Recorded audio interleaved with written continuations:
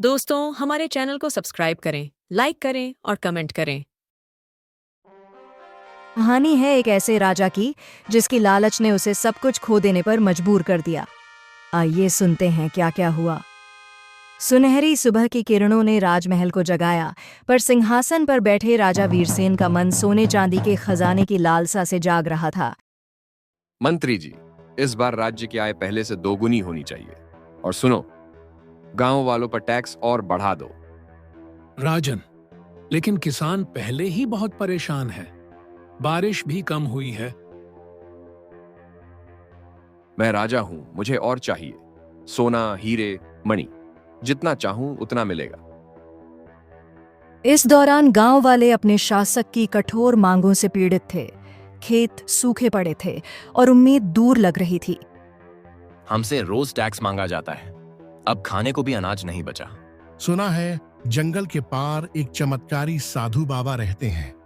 वो हर दुखी की मदद करते हैं। बाबा के पास जादू है क्या? हाँ, पर असली जादू उनके शब्दों में है।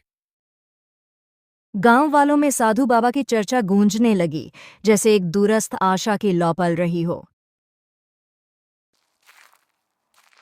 अमर वन के बीचों बीच एक शांत आश्रम में साधु बाबा ध्यान के भाव में लीन थे, पर किस्मत की धारा बदलने को आतुर थी।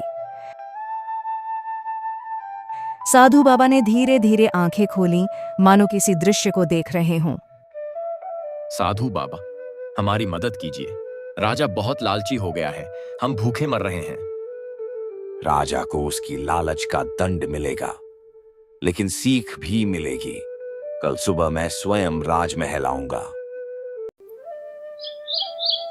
अगले दिन सुबह महल में अजीब सी हलचल मची हुई थी।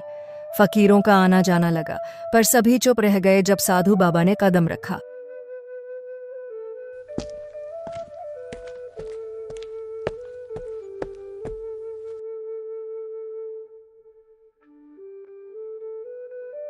ओह, एक फकीर, क्या लेने आए हो?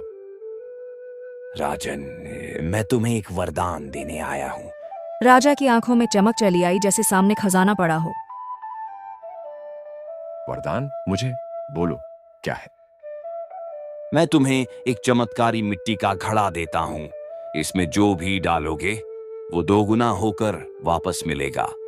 सच? जल्दी दो मुझे वो घड़ा। साधु बाबा ने बिना एक शब्द कहे वह मिट्टी का घड़ा राजा को थमा दिया और सायास मुस्कुरा दिए। कुछ दिन बाद जैसे जैसे राजा ने खजानों को घड़े में डालना शुरू किया, उसकी खुशी पर कोई ठहराव न था।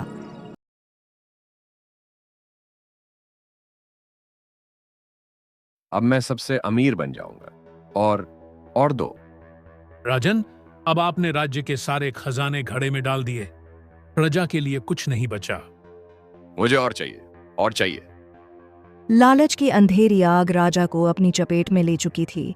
उसने महल से शुरू करके अंत में खुद को भी उसी घड़े में डाल दिया, पर इस बार कुछ भी वापस नहीं आया।